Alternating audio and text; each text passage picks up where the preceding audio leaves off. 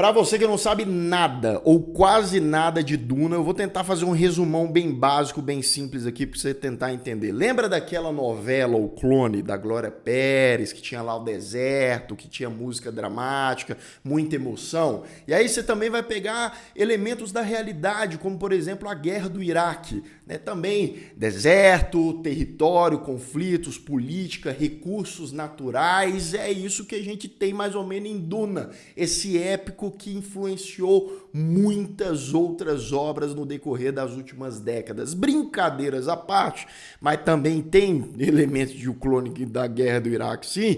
Hoje a gente vai falar mais sobre esse épico. Ele é realmente tudo isso que estão falando? Ele é realmente a próxima grande saga do cinema? Fica aí que eu vou dar a minha opinião agora.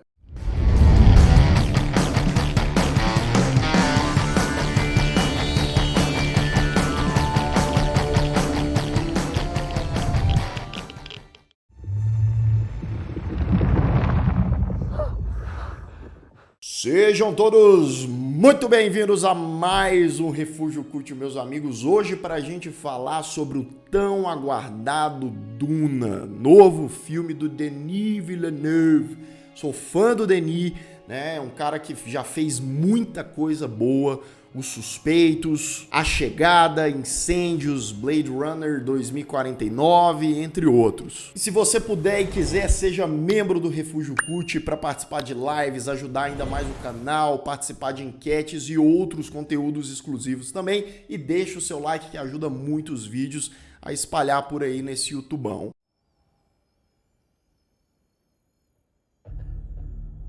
O ano é 1965. O escritor Frank Herbert lança um romance chamado Duna. Esse romance é premiado, aclamado, uma grande ficção científica que trouxe a raiz de muitas inspirações aí. O Frank, ele escreveu 6 livros, né, dessa série, então tem conteúdo pra caramba. O filho dele depois escreveu mais uma pá, escreveu muito também sobre o universo de Duna. Então, assim, não sabemos se no cinema o primeiro filme vai depender muito se ele vai fazer um certo sucesso para a gente ter pelo menos a segunda parte. Se a segunda parte também tiver muito sucesso, aí provavelmente a gente, né, vai ter muitas outras continuações aí.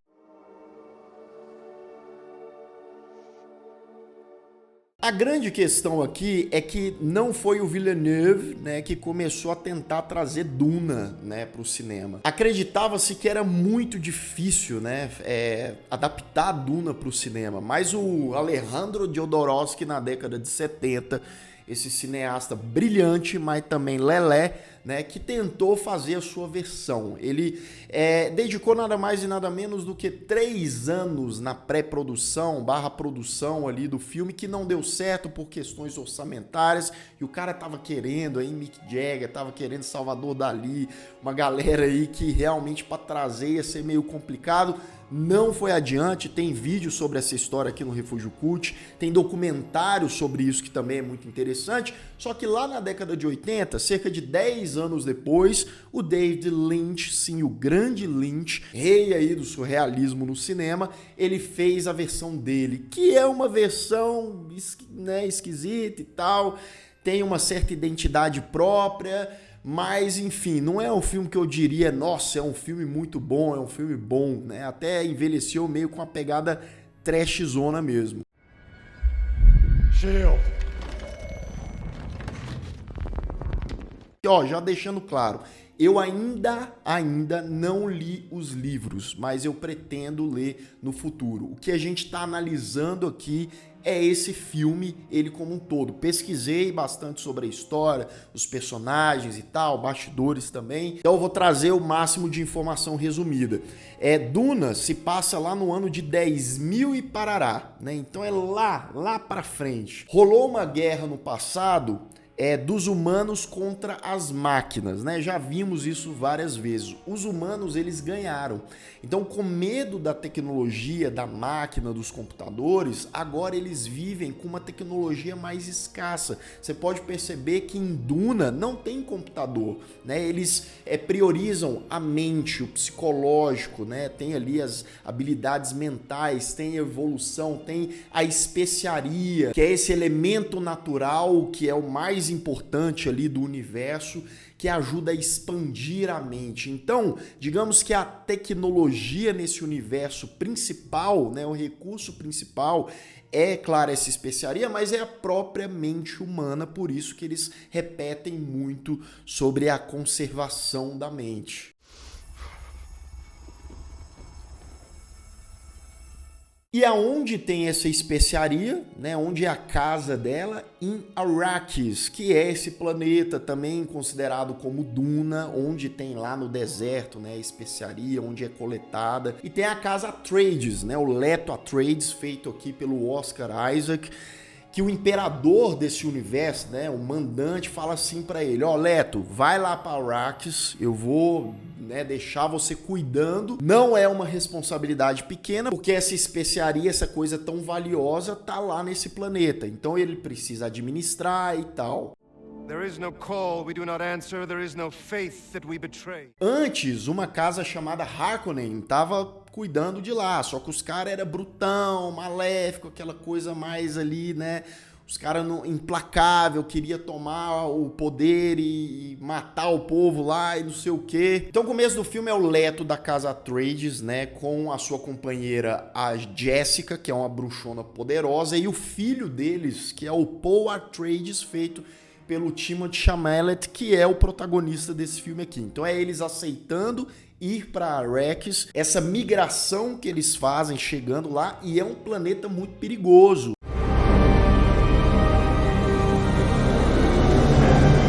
Só que alguém que já viu essa história várias vezes não vai se surpreender nesse aspecto daquele personagem, da construção dele. Por quê? Porque o Paul, ele tem algo muito especial, né? Ele herdou algumas características ali da mãe, ele tem o lance do Duque, né? Do pai dele, que ele vai herdar em algum momento esse poder todo. Então é um personagem muito importante, né? Para o universo, para os povos. E ele é muito jovem, ele tem aquela coisa de não entender muita coisa, de estar aprendendo. Ele tem umas visões lá com a Shani, que é feita pela Zendaya, né, lá em Arrakis, no deserto.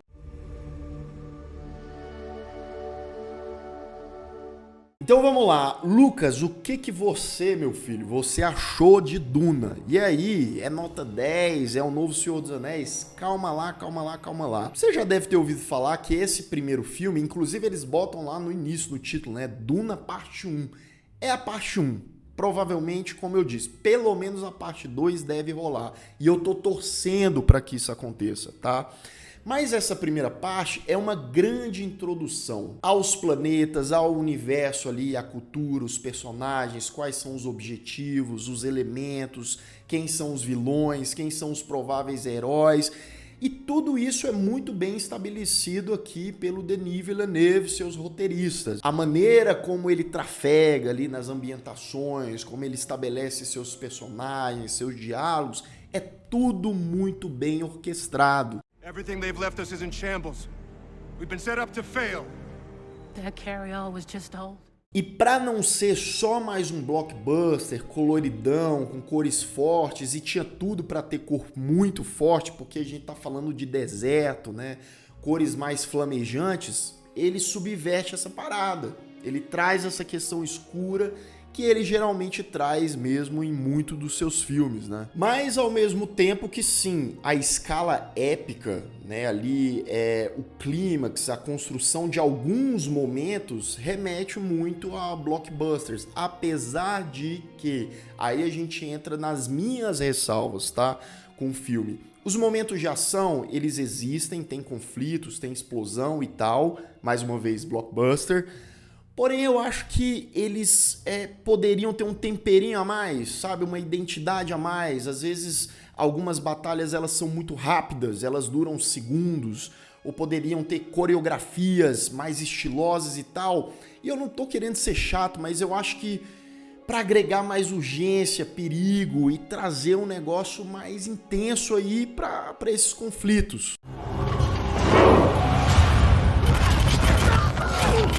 Então, como eu disse, apesar de ter uma construção de universo muito interessante, muito até fiel à mitologia, ao que você espera do que deveria ser essa adaptação aqui, eu acho que talvez aprofundarem alguns contextos e trazer mais ali elementos para esse primeiro filme de introdução não seria algo ruim. Deixaria quem não conhece muito bem mais próximo de tudo aquilo. Agora, tem elementos muito legais, né? Tem o insetocóptero, né? Que é aquele helicóptero com os insetinhos, os próprios minhocão, tá? Por mais que tenha um meme lá, é uma ameaça quando você vê eles chegando lá na areia.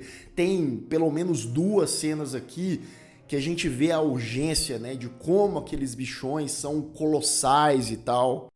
Bless the coming and going of him. May his passage cleanse the world. E é claro, né, a trilha sonora do Clone ganha demais. O nosso querido Hans Zimmer constrói uma trilha ali, meu amigo. Toda hora que começavam as trilhinhas mais violentas aqui, davam emoção, tá? Então ajuda pra caramba. E as atuações, Lucas, o que você achou? Bem, primeiro que o elenco desse filme é gigantesco, tá? O orçamento é 160 e poucos milhões. Aí você fica pensando como que os caras pagaram esse tanto de gente. Daqui a pouco eu digo. Mas é o Timothée Chalamet, Rebecca Ferguson, Oscar Isaac, Josh Brolin, Stellan Skarsgård, Dave Bautista, Zendaya, Javier Bardem, Jason Momoa, entre outros, né? Então é muita gente, mas eu digo que 70, 80% desses atores que eu falei aqui, eles aparecem pouco. Alguns têm 2, 3 cenas no máximo. Então o cachê, ele dá uma diminuída, dá pra dar. Foi uma estratégia boa, porque você bota um monte de nome conhecido, né? E aí, querendo ou não, esse tipo de aspecto atrai muito público, mas a participação é reduzida. This is filled with caverns. How big was the place? I'd say 10,000 people. E aí o que acontece? Eu não acho que nenhuma atuação se destaque pra caramba, até porque pelo o Denis Villeneuve construir toda essa atmosfera mais fria, mais sombria, os personagens dele são levemente mais apáticos mesmo, mais frios para casar com tudo aquilo ali. Então, temos atuações competentes, né? Temos momentos ali que eles seguram muito bem, mas pelo menos para mim nenhum se sobressaiu demais, não, sabe? Many times. Então, para fechar essa parte sem spoilers, tá? Duna é um universo interessante. Esse primeiro filme, ele promete muito. Ele é uma introdução muito boa para todo aquele universo, mas que ele não vai muito além disso. A sensação que eu tive é que o próximo, se tudo der certo, vai rolar, pode ser muito melhor, muito mais grandioso, muito mais intrigante, e que pode ser um filme com mais contextos, com mais tempero nesse sentido. Eu dou uma nota 8 pro primeiro Duna. Realmente é difícil, tá? É difícil. Hoje em dia dá pra adaptar tranquilamente por conta de todos os nossos recursos, e o Denis Villeneuve, esse cara extremamente talentoso, conseguiu o que ele tinha em mãos, com orçamento, lidar com produtoras e tal. Não é um negócio fácil e o cara conseguiu equilibrar. Então, torcer para dar tudo certo aí para os próximos.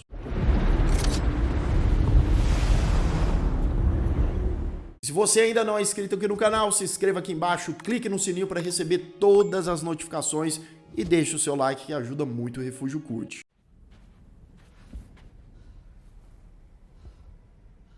Atenção! Aviso de spoiler. A partir de agora, continue por sua conta e risco.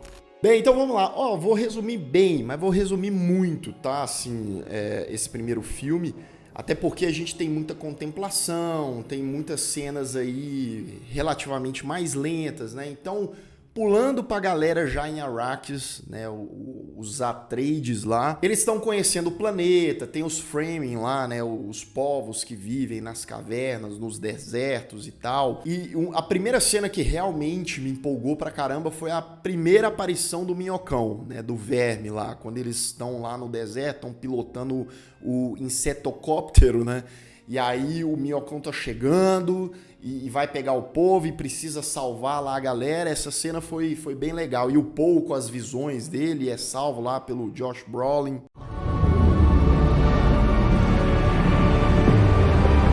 Já tem aquela coisa de perigo, aquela ameaça, quais são os planos do tal do barão lá do carecão, do imperador, né? E basicamente, sim, eles têm um traidor entre eles, que é o médico, né? O médico, ele abre as defesas de Arrakis, e aí os Harkonnen invadem lá de madrugada, quando tava todo mundo de guarda baixa, né? Começa a explodir as naves deles ali, acaba, né, com o arsenal do pessoal. O Leto, né, o Oscar Isaac, ele é atacado por esse médico, né? Ele meio que pega ele ali, só que o médico, ele atacou o Leto, ele traiu o Leto, porque a esposa dele tá com um barão. Então ele quer salvar a esposa e tal, e entregar o Leto e fazer aquele estrago todo. Só que ele deixou um dente, né, com o Leto, que caso ele fosse encontrar o barão, era uma oportunidade, né, dele mastigar esse dente e aí espalhar um veneno aí e matar a galera. Será que vai dar certo? Vamos ver. E aí, caos, né, batalha lá, a galera indo na mão mesmo, assim, contra os bichos, só que, né, em número e a estratégia de ataque de madrugada, né, um negócio completamente covarde, os Atreides, coitados, né, foram eliminados ali 80%, 90%, pelo menos, né, presume-se. Paul e Jessica, sua mãe, eles são capturados, e eles vão ser levados pro deserto e jogados no deserto, porque o barão prometeu para a bruxa lá, mentiu para ela, falando que não ia matar eles, mas ia, né, o plano dele, pelo menos, era jogar eles, porque eles iam acabar morrendo pelos minhocões lá, né.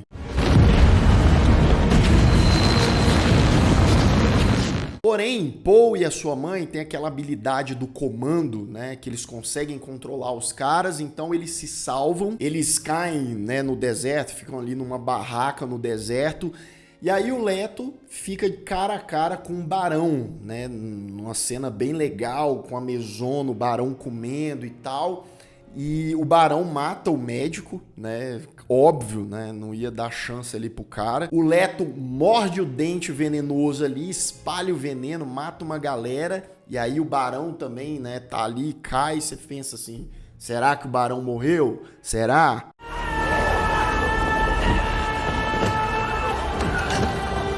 Paul continua tendo as suas visões com a Shani, né, a personagem da Zendaya, e aí algumas visões são eles ali num clima meio romântico, outras são dela atacando ele, e aí você não sabe o que esperar dessa personagem, se eles vão se encontrar, o que vai acontecer.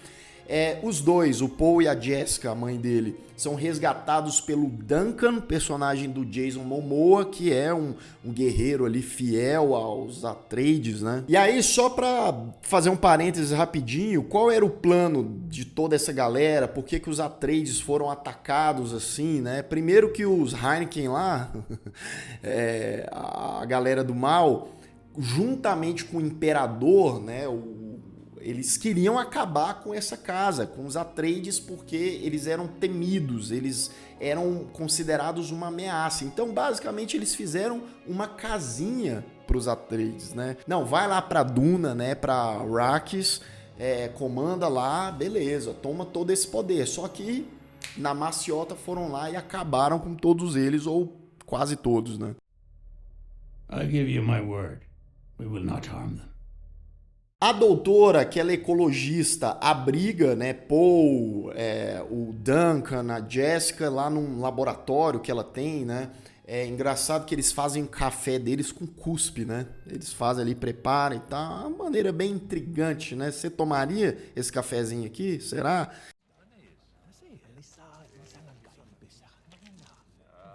E aí eles estão lá no bem bom, né? Paul já começa a sentir a sua responsabilidade, já sabe da traição do imperador e ele já cogita ali, né? Por que eu não posso ser o imperador? Eu vou fazer tudo diferente, eu vou valorizar Arrakis, eu vou valorizar a especiaria, né? Então vamos brigar, vamos à luta. E aí, né, depois desse discurso motivacional, os caras chegam lá, né, os inimigos, né, já invadem o laboratório, já começa a atacar o terror lá. Duncan, né, o personagem, tranca Paul e Jessica e a doutora na sala e vai combater um monte de cara. Nessa hora, beleza, é legalzinha essa cena, mas sabe quando você sente que poderia ter sido um pouco mais, poderia ser um negócio mais intenso, estiloso, talvez não seja muito forte do Denis Villeneuve filmar essas cenas de porrada. Pelo menos pra mim, ficou meio assim. Paul, Jessica e a doutora fogem por uma passagem, o coitado do Duncan acaba morrendo, né, nesse confronto. A doutora, né, se separa ali de mãe e filho. Ela acaba morrendo por uma minhocona lá, né? Aquela cena também é uma cena legal. Toda vez que aparece o negócio, né, é legal, assim. Sem trocadilho, por favor, tá? O Barão tá vivo, né? O cara foi envenenar, mas o bicho é bruto, o bicho é tenso, tá? Ele tá ali numa piscina, um negócio esquisito, né? Fala lá pra matar todos os Fremen, não quer ninguém vivo lá, a não ser a casa dele mesmo. Paul e a mãe tá lá no insetocóptero, né? Uma tempestade de areia e tal, eles caem no deserto, será que vão sobreviver? Estão correndo perigo ali pra caramba. Lembrando, tá? O Paul, ele é meio que um plano já muito antigo das bruxonas lá, daquela ordem, né? De ser o provável escolhido, predestinado para ser o novo imperador mesmo. Então é um negócio que eles já estão cogitando há bastante tempo. Paul e Jessica atravessam o deserto lá naquele passinho, né, pro minhocão não vir e tal. E quase o bichão veio, né? Eles quase são pegos ali pelo minhocão. A galera do Javier Bardem, né, lá do deserto, eles encontram Paul e Jessica. He can't learn our ways. He may have sanctuary. Rola uma tensão inicial, né, porque eles veem valor no Paul, né, porque é uma grande mente, é talentoso, blá, blá, blá, blá, blá, e na Jessica não. Então rola um conflito, eles meio que brigam ali. A Jessica mostra que a bicha é bruta, né, que ela sabe lutar, que ela tem várias habilidades, e aí parece que vai ficar tudo bem. Eles vão abrigar os dois. Só que tem um loucão lá que desafia o Paul. Fala assim, eu não aceito eles aqui. Então eu quero um desafio, um confronto. Os dois brigam, né, na faquinha ali. Paul vence esse cara facilmente, consegue, né, vencer o bicho ali. Só que ele não tinha costume de matar. Então lá os bichos são selvagens, assim. Vai brigar, mas um vai sair vivo, o outro vai sair morto. E ele acaba tendo que matar o cara.